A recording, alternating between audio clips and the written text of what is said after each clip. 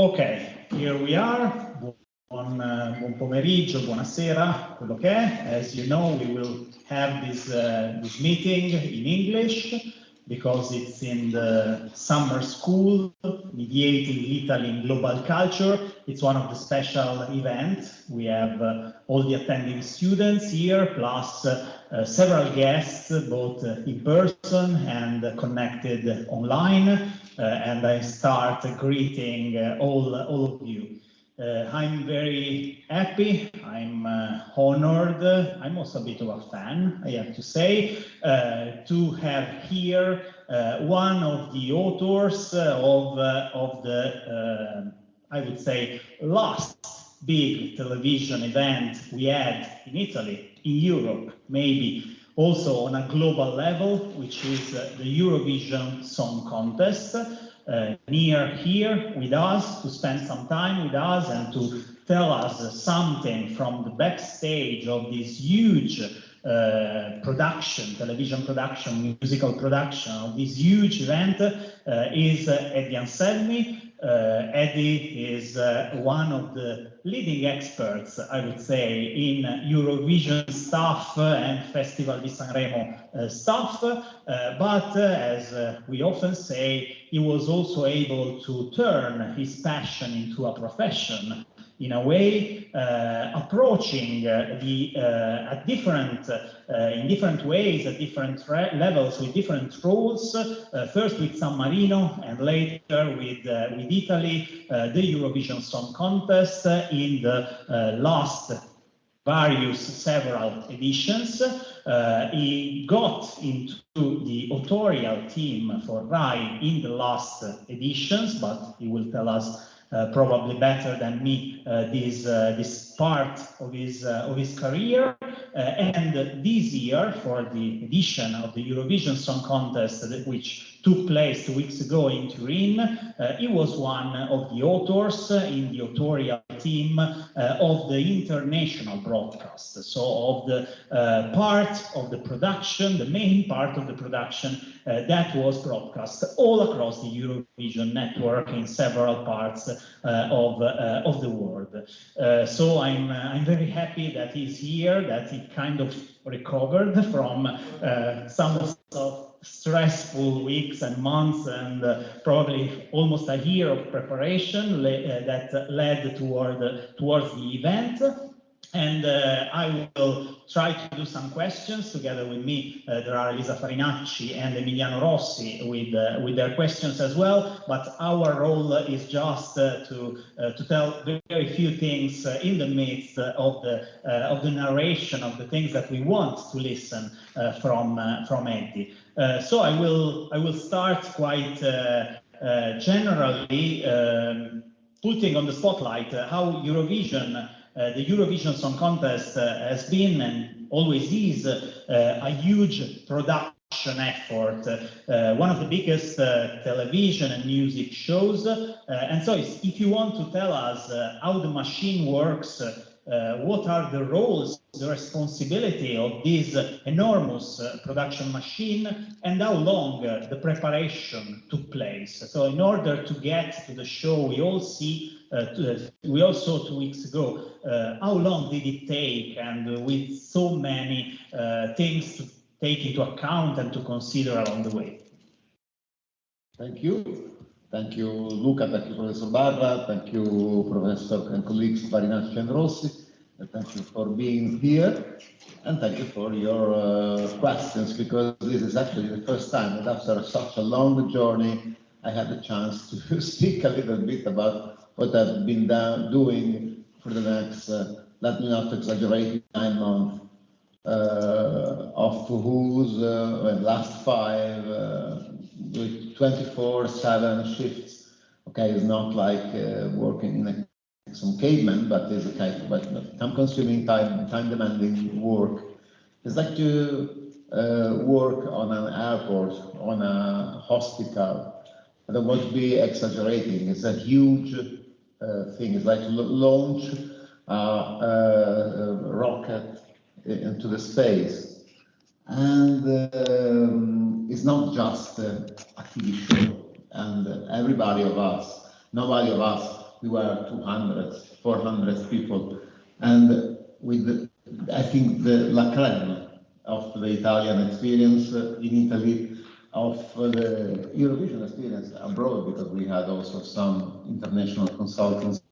Nobody has done together one edition of the Eurovision Song Contest, so it was the first time for everybody involved. It was a challenge within the challenge, and of course, at the end, now it's easy to say, okay, it's over, we won that many challenges, but many things were particularly complex, it's a complexity. And of course, the first challenges were not my ones, but were of the public broadcaster, who should understand the scope of the journey of organizing and hosting the Eurovision Song Contest. It's not just a TV show, but it is a TV show. It's not just an event, a touristic event involving the host city, but it's also an event involving the host city. It's not the Olympic Games, but it does something of the Olympic Games. This confrontation, this is not a security issue, but you may have in that territory some countries which present some security issues. One of the traditional Eurovision competitors, Israel, always travel under security measures since the Olympics of 1972. Everywhere there is a flag representing that particular country, some security measures should be taken in place. And so just imagine, I just named some small things here and there, just to make you understand the complexity of this operation. But there is no challenge that cannot be met, there is no complexity which cannot be addressed. So, I think piece by piece, brick by brick, as we say in Italy, we started analyzing all these little pieces that, when put together, should became the Eurovision Song Contest 2022. First thing, the end of the contest. We proceed from the end. The end is the winner artist lifting up the trophy, singing again their song, and later doing some press conferences. Everything we do in the 2 months, 3 months, 5 weeks, everything we do before Eurovision go and point straightwards to that particular moment, the end of the contest. Everything is like a vectorial image where all the gravity goes there, and the time is clocking. So there is nothing we can do. We are there. It's like the countdown has started. I talk about a spaceship. It's the same thing. You cannot stop and say, okay, now we can postpone, please, the lifetime of 1 day. Definitely not. And for everything, it works like this. That's why we have to proceed from the end. 1 o'clock night between Saturday and Sunday, the show should be over that way, no matter who will be the winner. But there are many, many procedures to get there. To get there, we must put together a great show. A great show with 3 nights, with ideas, with guests, with performances of the competing acts and of the non-competing, the interval, the opening acts.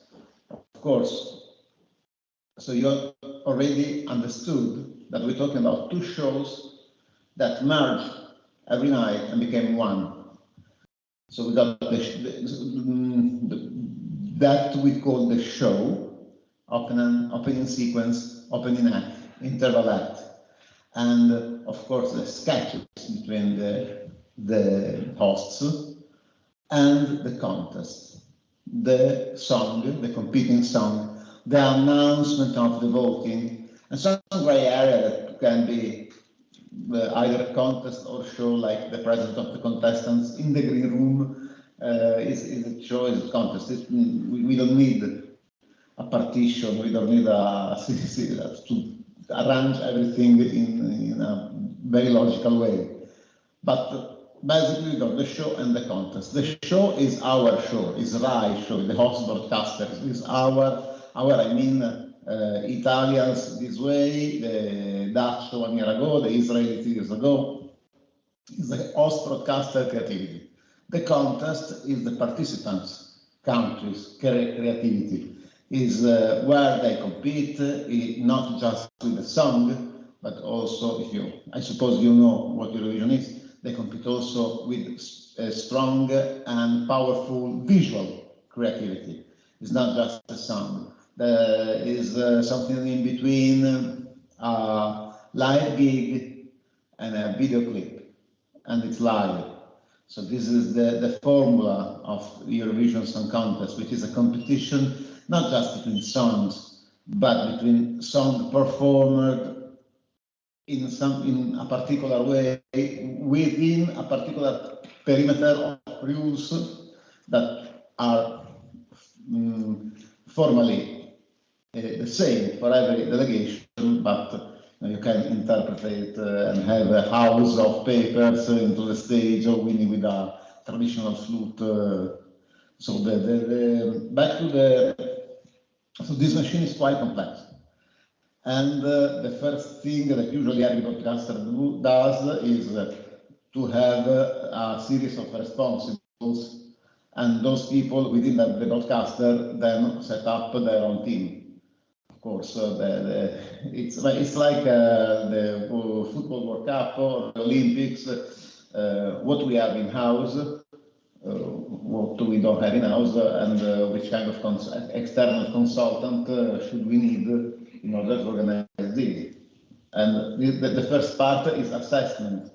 What we have in terms of the host city, the choice of the host city, and of course, in that particular moment, Claudio Fasolo, who was one of the executive producer and also the vice director of Rai Uno and responsible for entertainment and events, asked me to be one of the authors of the script writers. So we can also talk a lot about what the label of the professional jobs in the TV sector mean in Italian and in different language, because it's funny, but sometimes we risk to be lost in translation when we, I mean, a funny example, the floor manager and the stage manager in Italian are ispettori di produzione, technically production inspector, which is not related to any kind of inspection, but it is just the name that the same role, floor manager or stage manager, has taken in Italy. I don't know why, because so the executive producer in Italy is a managing figure who takes care of the budget, the contract. In Eurovision, executive producer is the boss. There is nobody above the executive producer, but the name executive producer is the same. So what the author is, could be an editor, could be an ideator. Yeah. Maybe it makes sense.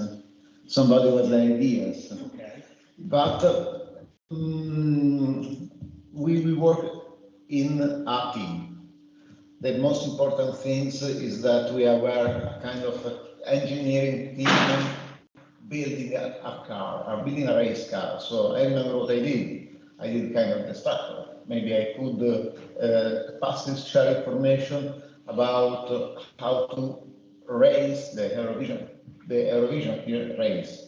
But others I could not. For example, talking about dialogues or dealing with artists, I barely met the hosts because my job was another one.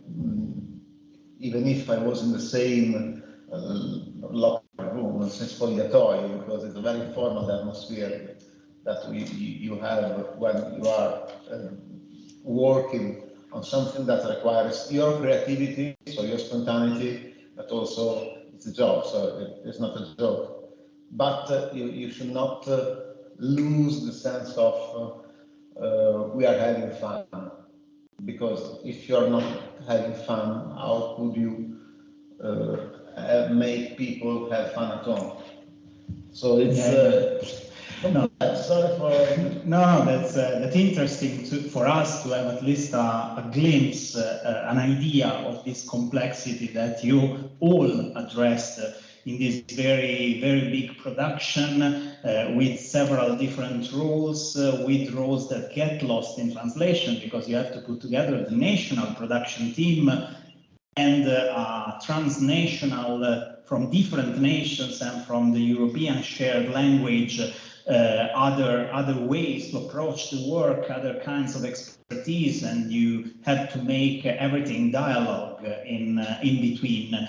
So yeah, we can at least figure out a bit the number of people, the number of things to be taken into account, as well as we clearly see how much you need to find always a balance between the constraints and the limits, and the fact that there are rules, there's the end line, there's a timing that you cannot escape, and at the same time put inside the creativity. I'm just picking something from what you said for another question. If you could tell us something more about the authors, the different figures that were working in your team, and which kind of distinctions between the work. You told us that you barely met the hosts, for instance. So how was composed the authorial team? How the things that constitute the first half of the production, the host country one, from the opening and so on, is built with the work of authors. So let's answer in some kind of order. So we are a team of authors is like the Beatles. Yeah, not because we are like the Beatles, we are quite lower than them, but I mean that you see all the songs of the Beatles written by Lennon and McCartney.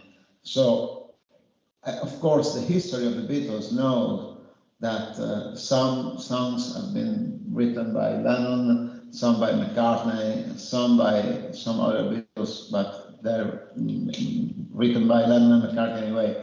So what have I done for the team? What have other people? Of course, we know, because at the end it was clear. Somebody was in charge for the VT, for the video clips. Somebody was in charge for taking care of the running order. Somebody was in charge for transmitting the running order and the script to the EBU in order to serve all the international commentators, because some. So we have not only to put together the show on TV, but also to give to 41, 42 different broadcasters your script quite before your actual show. This is something that usually in television we don't do. So before the live show, nobody distributes their script. In Eurovision, you should do it. Of course, those people who always did Eurovision took it for granted, but it's not. We need a cultural mediation in this case, because on the other hand, the script is the holiest thing of everything just before going live, and it's obvious that colleagues, everything is under embargo, and no embargo has ever been breached at the Eurovision regarding the script. But you have to explain these things, and you got new people, probably they don't know these things and they don't know why, but There are many things that may happen. Just think about it. In Festival di Sanremo, you go directly live. You can rehearse something, song by song, or some places, closed door. In Eurovision, you rehearse the whole show, every TV show, before going live. I've been rehearsed 3 times on that very stage, and in front of the press, in front of the public, in front of the jurors. So what you see on TV for each show is the 4th show. I mean, usually the first of such 4th show, one is for example, for the Tuesday semi-final, we start having a show on the Monday afternoon, then Monday evening, Tuesday afternoon, and finally we go live on Tuesday evening, Tuesday night with the first semi-final, and so on 3 times for the 3 show every 2 days. Of course, when you get to the final night, whatever is your role, if you are a commentator, host, author, you never do a show 4 times in a row in 2 days before going live. So really, it's impossible to get lost, because after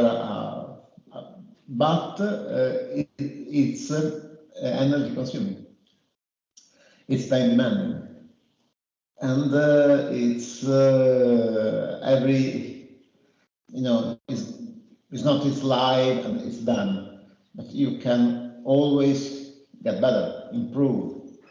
And so it's like the La Tela di Penero that was in English, it never ends. Because you can always, every time you rehearse, there is something to change, there is something that can sound better. And we are perfectionists. So it's a very strange way of thinking about television if compared to all the normal television, having the script closed way in advance, having the possibility even to do that kind of big rehearsals, complete rehearsals. It's very strange. It's a privilege. It's a condemnation. Probably all the same thing from a television perspective. So it's something which is in a way very special to write and to produce something like the Eurovision Song Contest.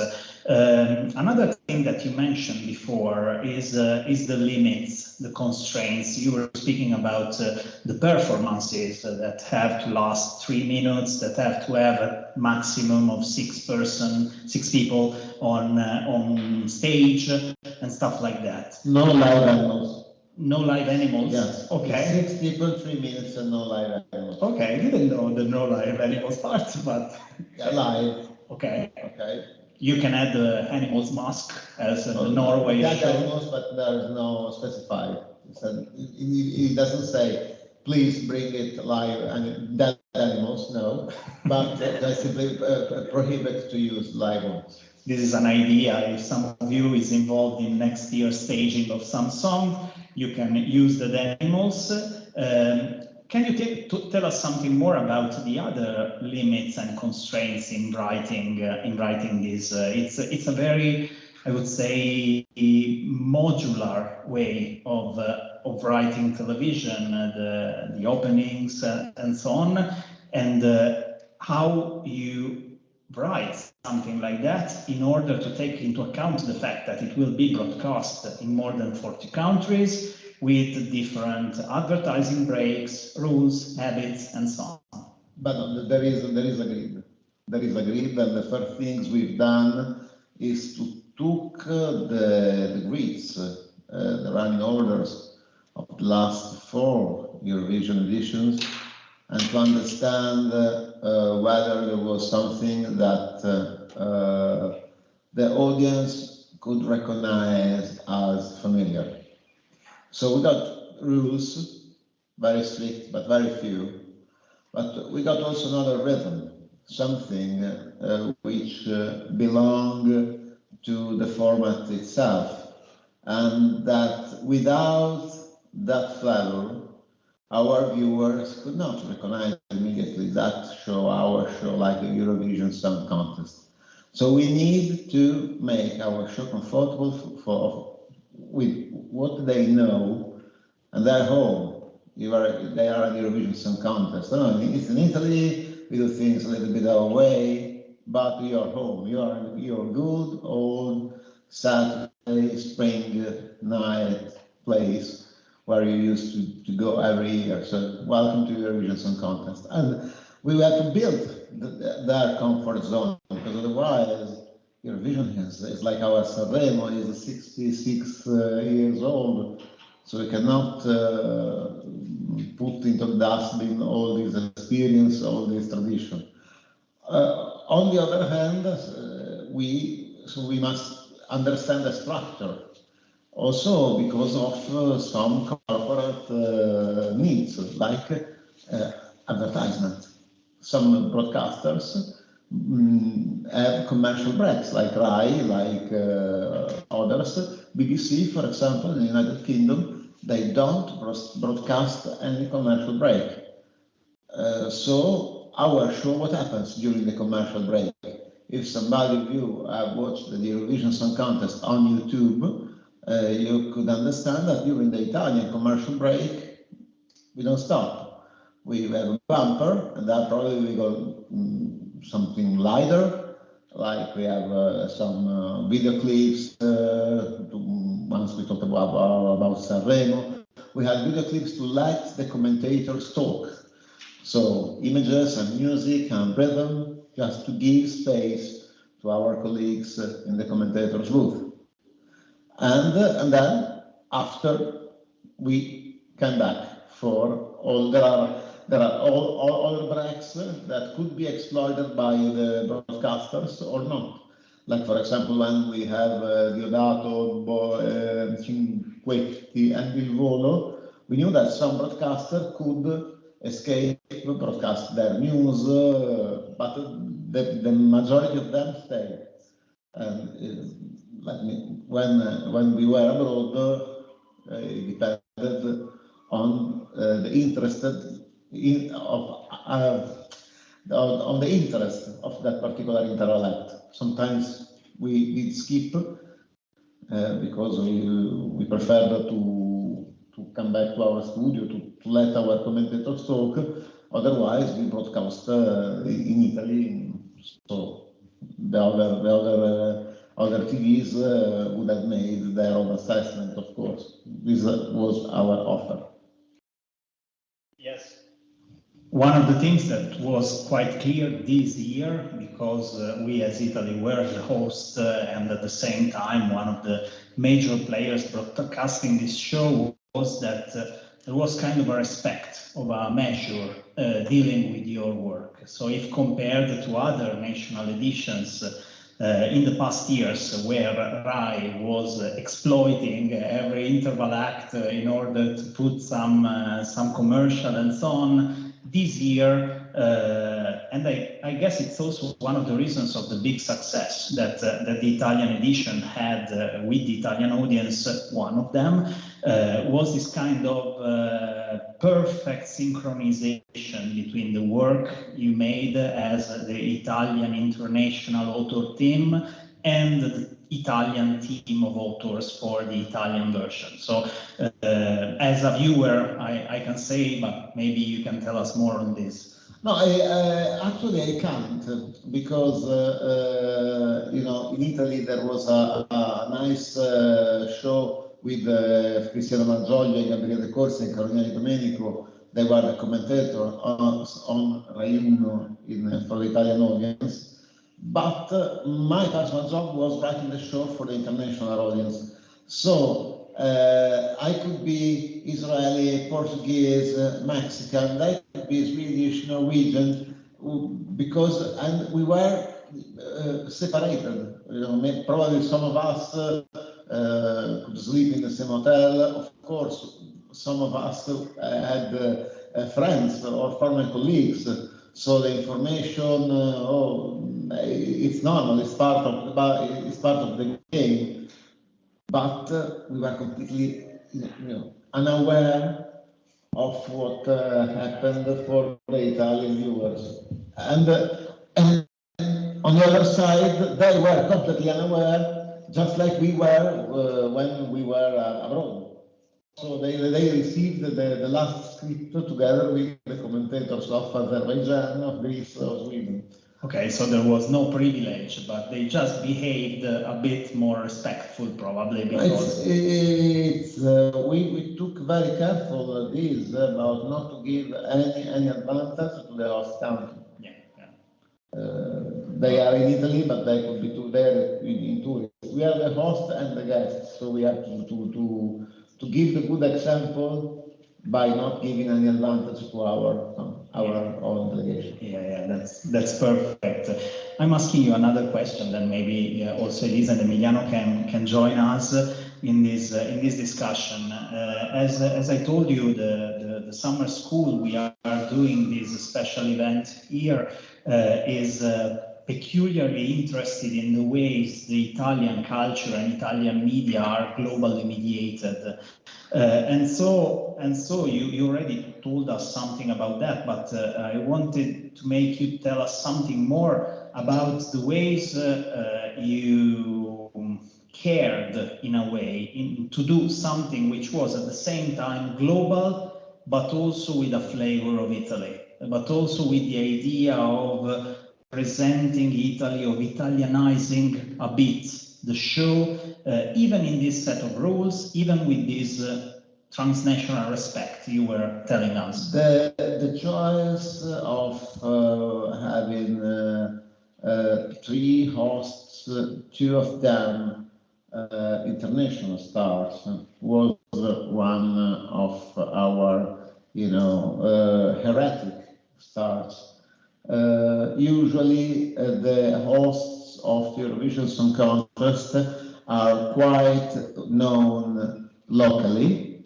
They may be very famous in their own country. In the Netherlands, Chantal was well-known TV hosts with a very long career. Jan was a singer, is still a singer, so it's like having neck hosting Eurovision. And Celia, another singer, took part twice in Eurovision, but still, 3 of them, 4 with Nicky Jagger, local personalities. We had Laura Pausini and Mika, who are more than local personality. Alessandro Catalan, is a number 1 in our own country. The profile of former Eurovision hosts, while Laura Pausini is the 4th singer having performed anti-Eurovision Song Contest and at the Oscars night. The others being Madonna, Justin Timberlake, and Celine Dion, who, as many of you know for sure, won Eurovision for Switzerland in 1988 before launching her international career. But 4 of them, the first host having performed as a singer in the Oscars night. Mika, another profile. Mika is known to the Italian viewers as a TV host, but outside of Italy is an artist, is a performer, is a showman. And of course, having Mika and Laura Pausini on that stage, we should have reserved the space they reserve. Our audience will put on the poster tonight a big show with Laura Pausini and Mika, but our viewers expect the scene, and so it was self-evident that sooner or later they would have sung it. This is how the idea are created. So, but at the same time, we had a ghost behind us. Yes, a ghost, a spirit. and it was the Ghost of 1991. I don't know if you are, you know the history of Eurovision Song Contest, what happened in 1981. Italy hosted, and hosted without, now it's not longer a secret, without having any idea of what Eurovision Song Contest was, and basically producing an average Saturday night show with this tricky thing of languages and rules, which eventually they didn't study language and rules, as somebody was forced to explain the rules because some tie situation happened at the end of the contest. All the drama, all the storytelling of Eurovision 1991 was simply not existent. The singers were not presented by their countries, by their names, which, okay, they are important, but we don't speak about Constracta now, we speak about Serbia, we don't speak about Sam Ryder. After we do, when we get to know him, we do, but we speak about United Kingdom. And in Italy, we had this 1991 name of the song, name of the nation, the countries, small, between brackets, just like they haven't understood completely the spirit of Eurovision. And the song was very expensive. The show, 1991, the show was extremely long, was held in Italian without any, just imagine how it could be watching a whole show in another language, because usually Eurovision is this way. You cannot talk for hours because you have to leave time to the commentators to understand, to explain, and of course there are several styles of commentators. There is the Swedish commentator who basically shuts up because the Swedish viewers understand English, so he doesn't need to translate everything. Our commentators know that the Italian viewers don't understand English as much as the Swedish ones, so they tend to translate more things. They tend to speak like a sort of lip sync but it depends on the country. Other countries have subtitles. They want to keep English, but they put subtitles, so that's why they require the scripts a little bit in advance. So it depends, and we have to give everybody the same space. For example, in the first opening sequence, there is always 20 seconds of music to allow the commentators to say, hey, hi, welcome from Turin, Italy. In the first time, we put together, we skipped those 30 seconds of music, and the day after the commentary briefing, somebody told us, please remember those 20 seconds of music so we can cheer our audience. You have to take in consideration all these small details.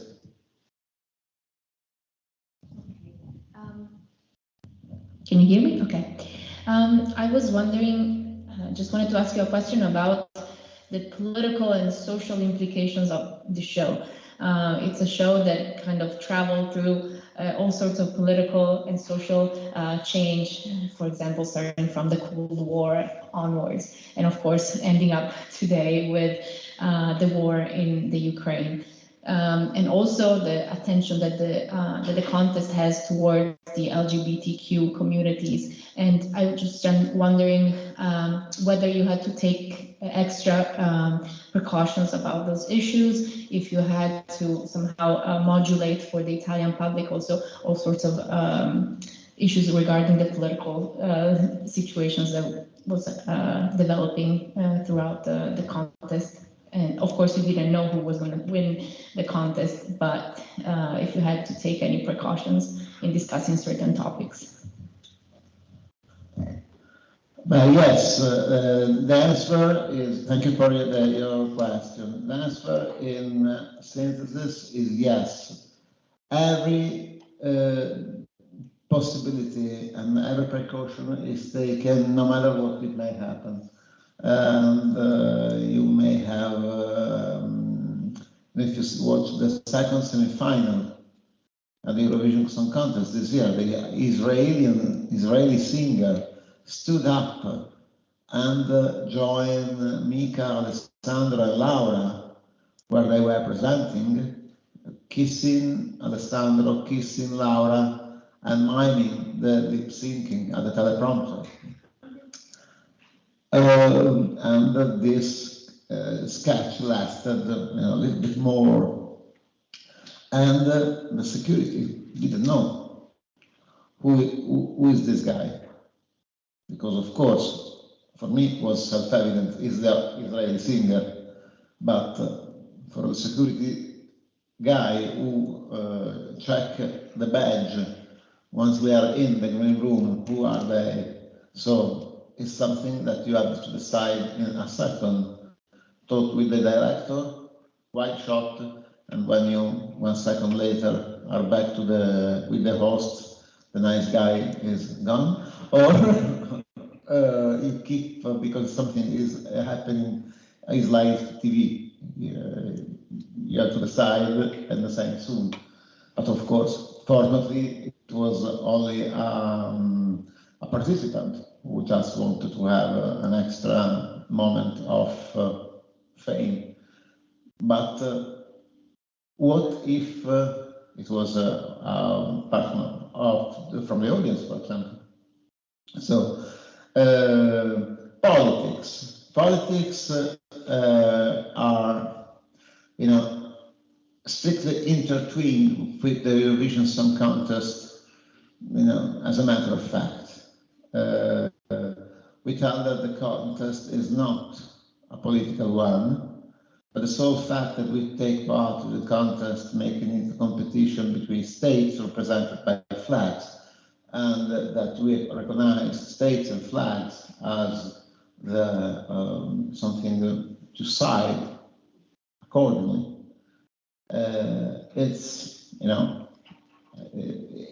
It's natural, but it's political at the same time. It's not neutral. But like a sport event, we have some of these politics also when we see the Olympics, when we see the football championships. If you take part with the flag, there is something political, by the way. You cannot escape this. Then, of course, you cannot. Then you have to play not to a direct reference to the politics, but the politics are the spirit of the times. Somebody argued after the victory of the Ukraine. Somebody argued about this was not a song who could have won 2 years ago, or 1 year ago. And the counter argument was yes, because it wins this year, because it's, perform the spirit of the times of this year. We wouldn't have this landslide of votes for the Ukraine 1 year ago or two years ago. And this fact that sometimes it's evident that Eurovision is linked to the spirit of the times, the Zeitgeist, as the Germans said. There is no translation in Italy. It makes it intrinsically political. Then, of course, we have had some states, some governments who try to exploit Eurovision just to put their own nation, their own country on the map. In the years zero, in the 90s, where many new countries were back to the independence on the European political map, like Estonia, Latvia, the Baltics, they had to be recognized by the international community. And the Eurovision Song Contest, taking part in the Eurovision Song Contest, winning the Eurovision Song Contest, was very important, for example, for Estonia, for Latvia, to came back in the memory, the perception of European viewers. After hosting Eurovision, they could know again where Estonia was, because in 50 years, 70 years, 50 years of Soviet rules, many all around Europe had lost memories of some states. The Ukrainians themselves, before the war, they used Eurovision Song Contest, their victory, their participation, to let Europeans knowing that there was another nation called Ukraine, not to be confused with Soviet Union. It's something that done in those months we've learned, unfortunately, but this was an instance that the Ukrainian community wanted to involve Europe with, so they could use this stage also to represent some story that we had not had the chance to be told. L'ho presa l'italiana, però it's difficult when you think in English, we speak English, but you tend to be you say something a little bit more complicated than English skills allow you, and you know that many of your people you are talking to are Italians. So in a kind of way you may understand me, but I'm here for questions, by the way. Yeah, speaking of mediations at the end of the day. Thank you so much. So many different elements, many different pixels, and now the picture is even clearer. I mean, it's so much clearer. One of the questions I would have posed, but you answered partially before, was about the commentary.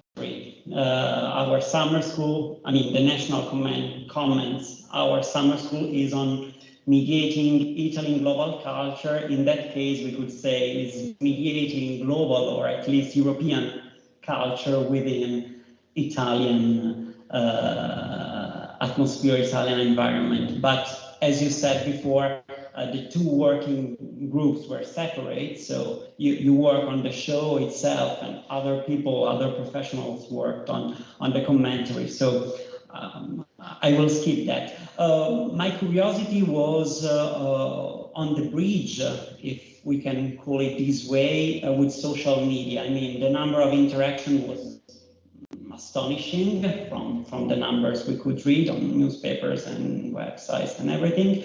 Especially YouTube and TikTok, which was world sponsor of the competition.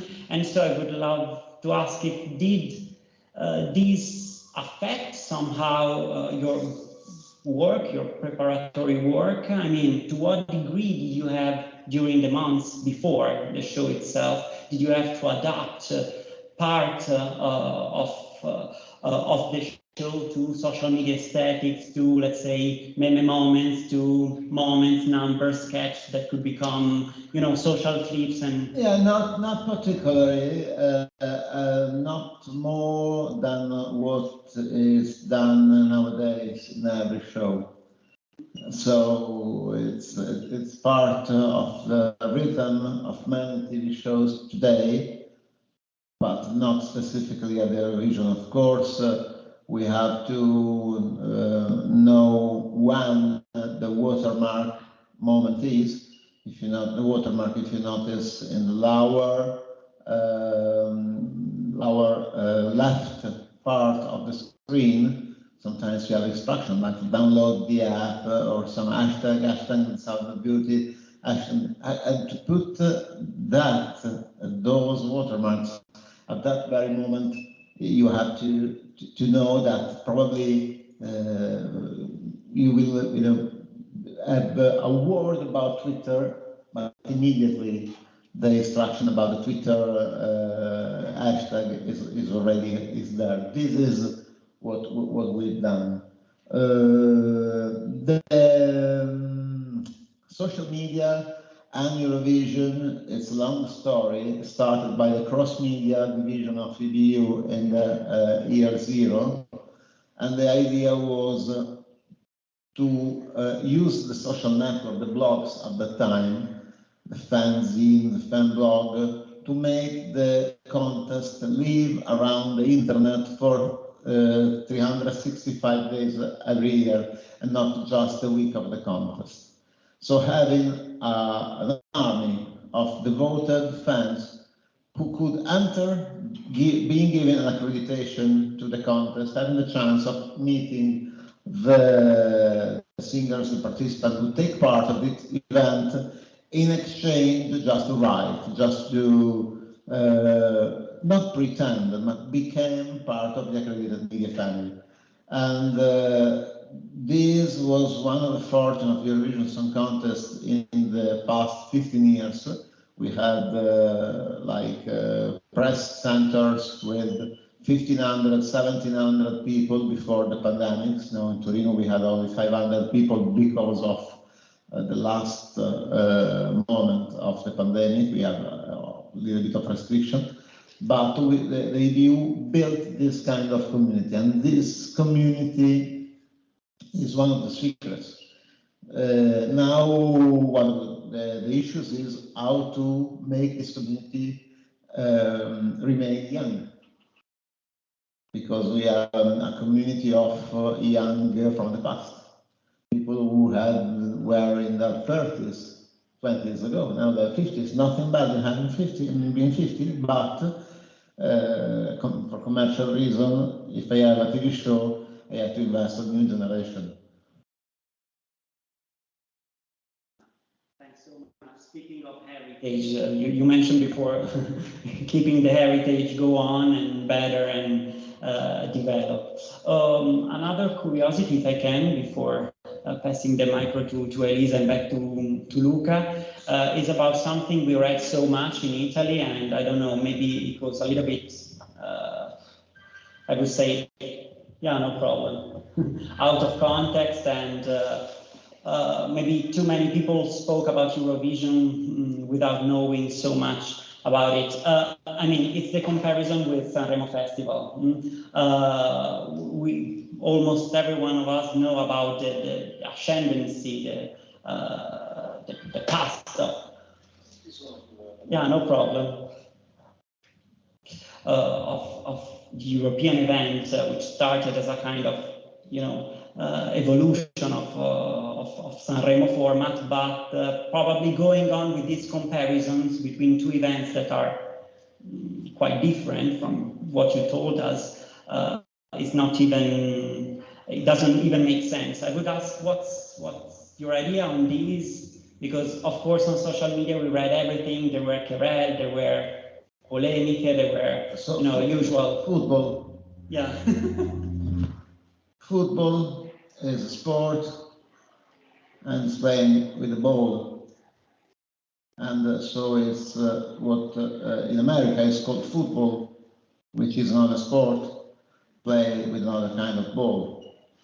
And more or less, Sanremo and Eurovision are as close, are football, the American one, and football, the one we play in Europe, are so they are sports played by many people on the ground, and you have to score some points. But that's it. Even if in the 50s they stem from the same idea of having a kind of sports support or spontaneous support for a song contest. And this Sanremo, is the first song contest. Eurovision added just the country element, the national element, to the idea of support. We created the support for the songs, and this is the secret of the formula of Eurovision and of Sanremo. If those two shows still have something in common, is this. They are song contests. Okay.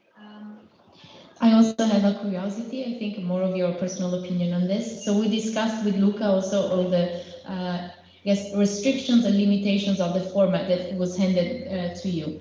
I was wondering whether you think that there are some good practices that you could infuse Italian television with after using this format, if you think there's something that could be somehow integrated or a hybrid, make a kind of a hybrid creature out of what you learned from this format. No, I can't. So this is something I can tell because I can't tell, for example, for audio department, which kind of best practice an audio technician could insert in his or her daily job after having done the Eurovision Song Contest. This is Italy. This is RAI. RAI is one of the most advanced public broadcasters around Europe. If we were in Serbia in 2008, the Serbian television took the chance of passing Eurovision also to turn its broadcasting to digital. So we already have this kind of technology. So, and it's individual. This kind of assessment will be individual. So I had a talk just between my rehearsal and another with the responsible of the audio. It's the guy who does the festival in San Remo, and he was, say, okay, after this, now I'm taking some notes. I'm thinking about introducing some of this best practice in our job because probably we can save some time and be more accurate with that kind of software. So it's also a chance of professional updating, professional just not to because the big broadcasters, like we watched in Austria, the big and structural broadcasters tend to remain to follow their traditions, follow their praxis, while the small and the smaller, they are made with the younger people and usually it's different, but having this kind of opportunity in Italy as well, so it's worth as double as having it in a newbie country. I guess it's also maybe more easy to pick something in technical aspects. I would say also the use of QPilot for direction, for instance, while the authorial work is probably more kind of less permeable to these international practices. I doubt that other programs, other shows made after Eurovision will have that kind of precision and advanced in their writing and stuff like that, but also because those are different sports, as you were saying before. We have still some time, so if there are questions even from the audience, since we have this privilege to have here Eddy, which is kind enough to answer our question, don't be shy. If some of you wants to come here, I will ask you again, so start to think about that. There are also international people in the audience. It would be great to have their take on these things. I'm asking you once again kind of a lateral question. Answer us as you can, of course, but now the Eurovision Song Contest in Turin is over. 2 weeks have passed. So you can a bit look in retrospect and have a larger idea. So I'm asking you if you are especially proud of something, of this work and of your work in that, and maybe, I'm not saying if you are not satisfied with something or stuff like that, but if you have some anecdote to share over things that have gone a different way or something like that. See, mistake I would not made a second time. I walk in front of the cameras once in the Veneria Reale, and of course I was, shouted. But 5 minutes later, I became a meme as the walking guy walking in front of the camera, and of course. It means you can work months as a professional, concentrate, taking care of all small details, and then the day when you will be a little bit more relaxed than the average, you will walk in front of the camera. 5 minutes later, you will become a meme. So it will happen, but just relax. So. This is something I wouldn't do. That's the answer, the one you are proud of, not the Oh, mistake. I don't know. Then of course, when you throw a party or have a dinner for the relatives or the people you love, your friend, and you have to do with your shopping, but also what you have in your shops. Sometimes you cannot pick up all your ideas. You have to reach some compromise, and at the end of the day, something is good, something is better than your expectation, but something you didn't see it on stage, because many ideas were just discussed, rehearsed, and put into the dustbin because they didn't work for us. And if something doesn't work for you, so it's useful to sell to the public. So when you work to a show for months, you just wonder how many ideas could have sounded great the first time, and one day later, the day after, was not that great. Maybe not funny. Okay. Go out. Many characters, video clip, scripts, choreographies, ideas. It's what you see on TV is just, I think, like the foam of the cappuccino. There is a hidden part you don't see, you never see on TV, because all the idea didn't take off. Okay, so let's see if someone is brave enough. If you can join us here, probably. Okay. Just for screening, sorry. Yes. Oh my God, my voice. I would like to know if you can explain the increasing success of the Eurovision in the last few years, because I mean, I heard about Eurovision mostly in the last 5 years. Before that, I need to be very, open about that. I didn't hear about Eurovision a lot. So how do you explain the increasing success of this show? In 2007, I was in Helsinki, and I had visited the Eurovision Song Contest, having been given an accreditation in the press center.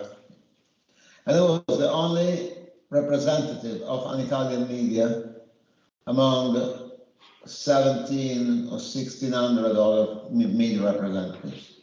So in Italy, Rai had left the contest in 1998, and in 2007 there was no trace and no idea of when and if we would have returned to Eurovision.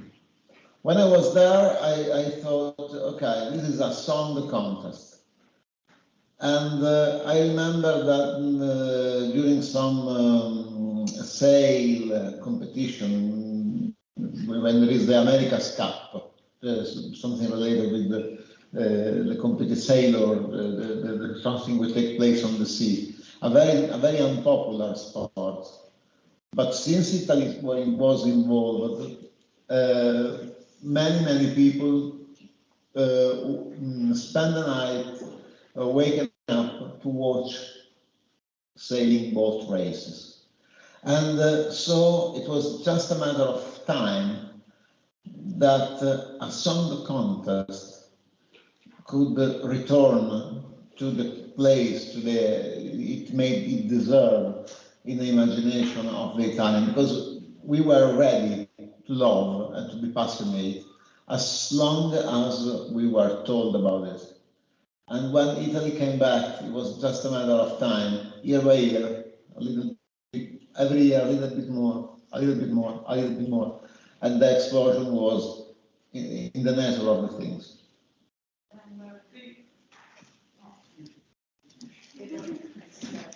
The beauty of streaming. Do you think that the increasing success of Sanremo can be linked to the success of, because also for Sanremo a few years ago it was a show for all people. We need to be yes, even if the Sanremo the show for all the people actually in Sanremo ends about 10 years ago. In 2010, 2012, then in 13 and 14 it starts changing. Eurovision is different. They may help each other here in Italy. International viewers watch Sanremo in order to understand who will represent Italy to the next Eurovision. So, Italian viewers anyway follow the Eurovision after Sanremo because it's like the Champions League. Our winner, our Italian champion, go competing, defending the flag in an international competition. So in 2014, Sanremo was not linked to Eurovision Song Contest, and we observed diminution of the interest of the foreign viewers, of course, on the web towards the festival in Sanremo. Again, in 2015, there was back a link. The winner of Sanremo as the first refusal option to represent Italy to Eurovision, and since then there is a strong interest of foreign viewers, Eurovision fans, on Sanremo and vice versa. But they need each other more than because they're different. Yes. Okay. Sorry if I come back to the politician problem, let's say, politician team. As you said, Eurovision should be apolitical, but yet, since we have different kind of countries, the flags and all, it is kind of political.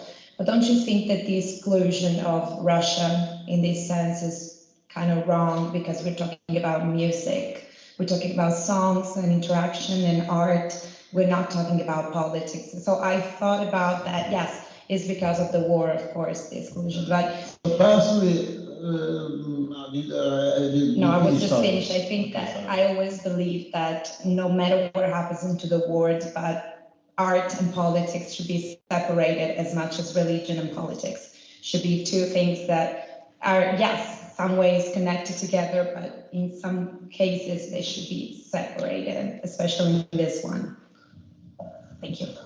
Thank you for your point of view and your question. Personally speaking, so I tended to separate my personal assessment and the role I'm talking to you. So because I'm also talking to you as a witness of a complex procedure and a complex organization. So my personal opinion in this matter is not, I may agree with you, I may agree with the exclusion of Russia, it doesn't matter. There are procedures. And the exclusion of a country who in the recent years have has made history on this contest, giving us many memories, many songs, many acts, many great production, has been, I think, particularly hard to be taken. I was not there. I give for granted that procedures were followed, and that is the regularity, that is the guarantee also for the next country who may be in the same kind of position. But I was not there to take this decision. It was a hard call to be taken. So. Thank you. Yeah, my question originates from the distinctions you made between show and contest.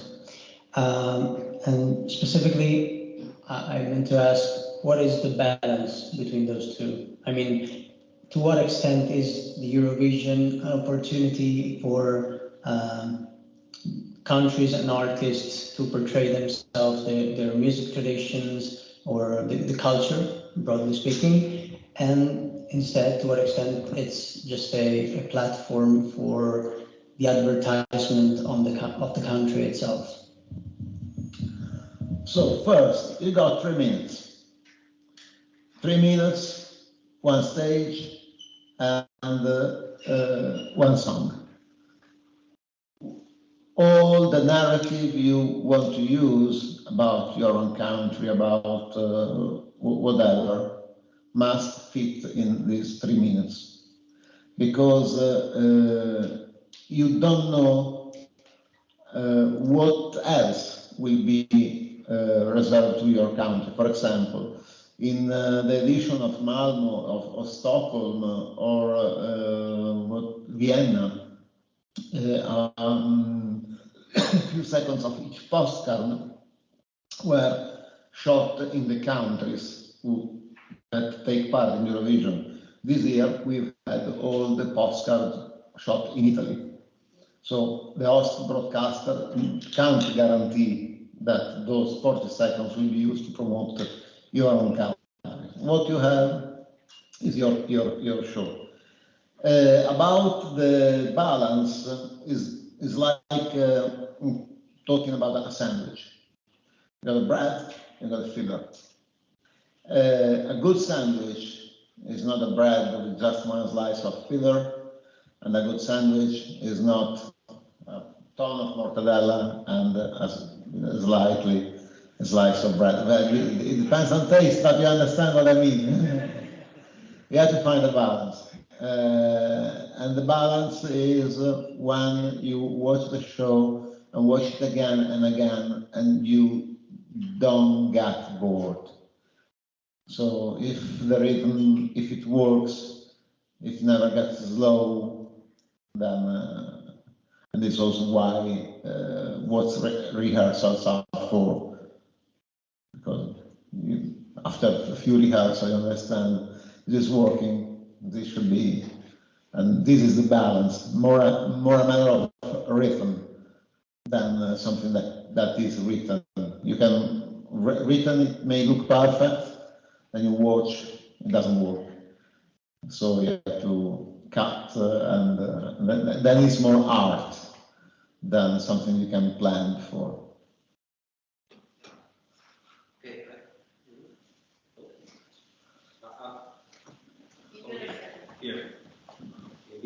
Okay, I may be wrong, but I think this is the first year where on iPlay you could actually had a button to actually view the international feed of Eurovision Song Contest. In the other years, there was a possibility of actually see Eurovision in English, but the gimmick was a little bit harder to do.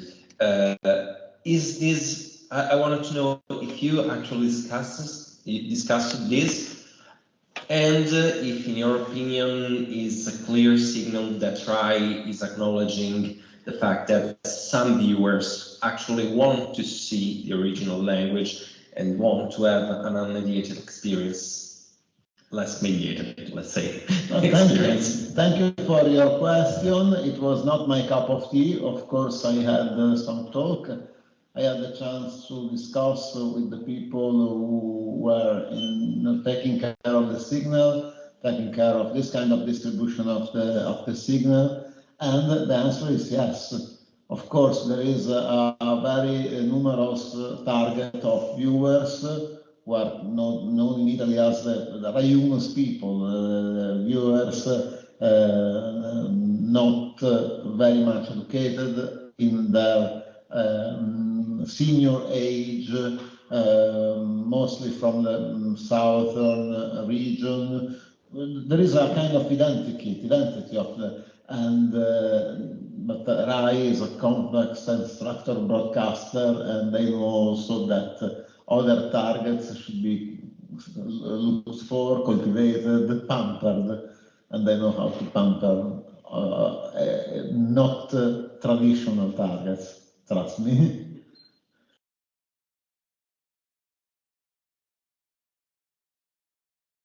Hello. Okay. I just wanted to go back a little bit on personal memory about Eurovision in Scandinavia. As you mentioned, Finland. I live in Norway since 2010, and I've been traveling to Denmark and Norway and Sweden since 2000. And I've been seeing on my personal experience growing the interest on Eurovision context, because it was like something, what is that? What the fuck is that? And we can say, because of the quality of everything is always like very, very like a bit pop, over the pop. And slowly it came to me. So now I watch it and I stand for the different countries which come before the songs, as you said, because the flag is important. And going to this is everything is political. All we do is political. It's political when the singers, some singers fight for LGBTQL blah blah blah rights, and when it's political when it's other countries involved or not involved. It's political because Eurovision context was created to put everybody together in Europe. It was like every country in Europe meet at the Eurovision once per year, singing, of course, but it is also political. It's a political on another level. It's business because we sell everything. The postcards from Italy are selling tourism, selling Italian brand, and this happens every time in every country. So it is, we have to accept that since it's so openly political, we have to discuss it, we have to analyze it, and to accept that political is everywhere, fortunately, because it's a big stage to say maybe right things also there. It's the question?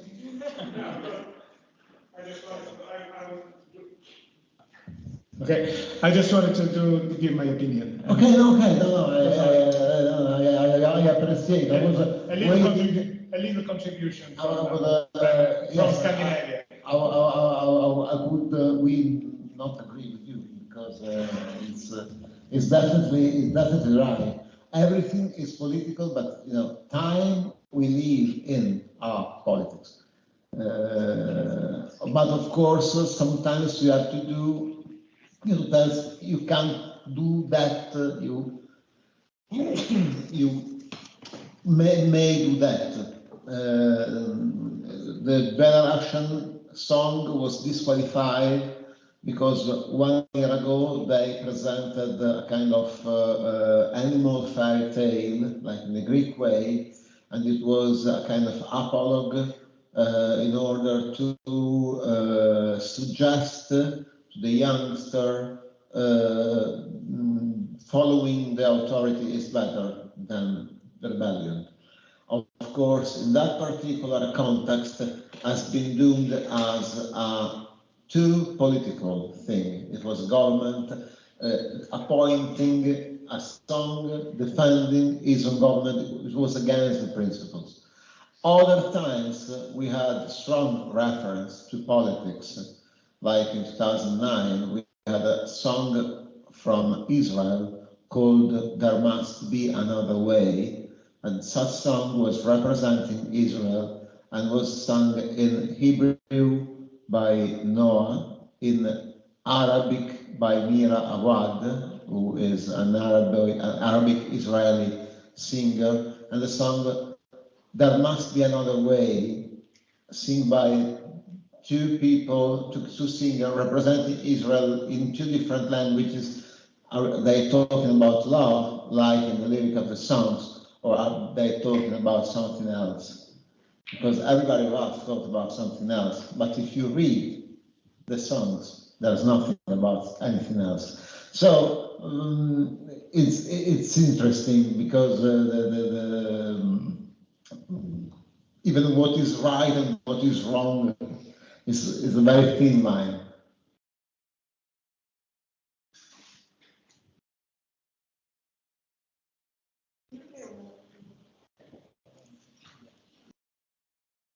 I had a kind of a silly question in a way.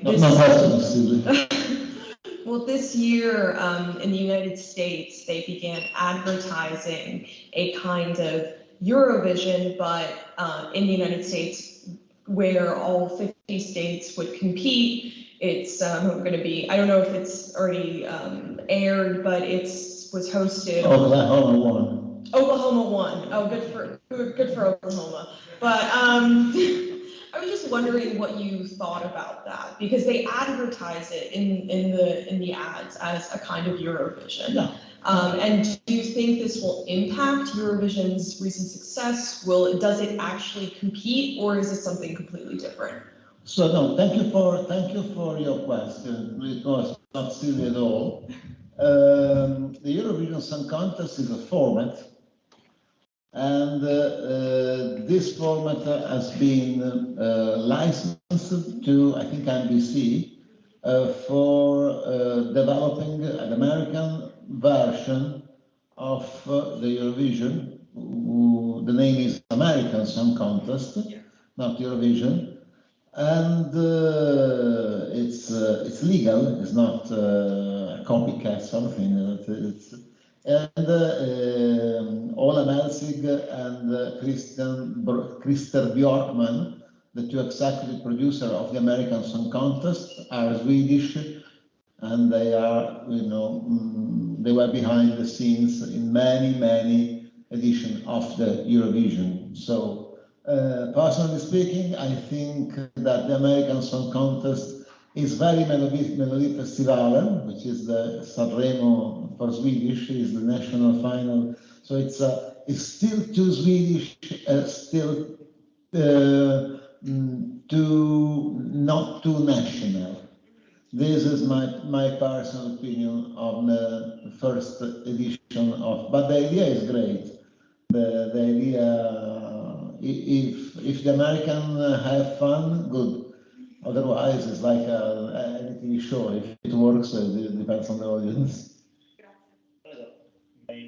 Maybe at one point we will see the winner of the American Song Contest participate to the Eurovision Song Contest, which is a possibility since it's licensed formats. And there's this way of approaching the US that also had a step with the Eurovision movie by Will Ferrell, streamed on Netflix, which is, and Iceland as one of the steps. I'm very happy you were not so shy, and such a great discussion has been able to develop. So thank you very much. We addressed a lot of things. We started from television and music technicalities in a way to better understand the writing, but also the creativity towards limits, the global aspects, the transnational and the local ones, the politics, and the fact that you can be political even when pretending to be apolitical.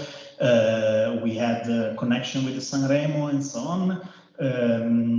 Just to wrap up and to exploit a little bit more the availability of Eddy, I have to say, to jump back to the questions about Sanremo, I could have used that to present you as well, because I was lucky enough to be in the press room at Sanremo Festival for 3 editions, 2018, 19 and 20.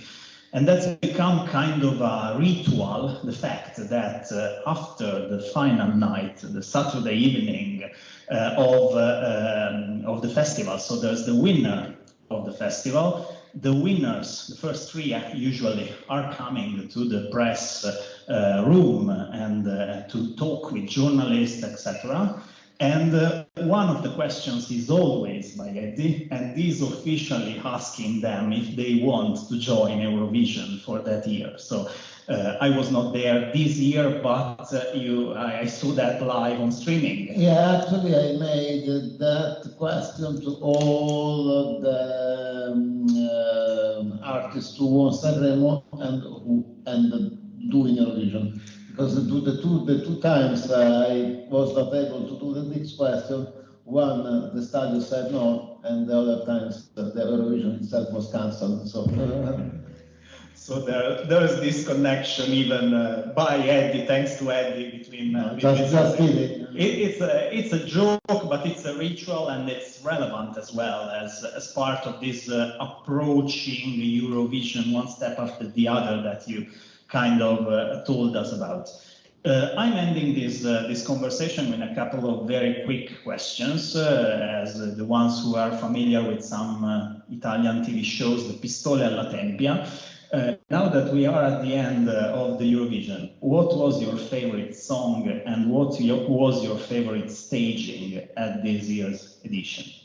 My favorite song was Germany. A big question mark, the last one in your face, and eventually took only 6 points. But yes, my personal guilty pleasure and my own 12 points would have gone to Germany, and the staging, I would say Spain, I would say United Kingdom, I would say the Mechanical Bull of San Marino, who made me smile as soon as I saw Achille Lauro riding the Mechanical Bull, and yeah, that's it. That's the longest stage to build were the one I disliked the most, because when you had Australia, and let's mount Australia. You remember what the staging of Australia was? They could build a cathedral on the stage, and they required time, and as an author, you have to feel and to think about how to fill those precious seconds. So yes, I wanted Australia, but I celebrated a couple of very, very complicated acts when they didn't qualify. Just kidding, of course. Okay, thank you very much to Eddy. I'm very happy to have had this conversation, and he was generous enough to tell us lots of things in an impeccable way. I have also to add, so thank you, Eddy. You're welcome. Thank you for your patience. Thanks also to Emiliano and Elisa. Thank you all.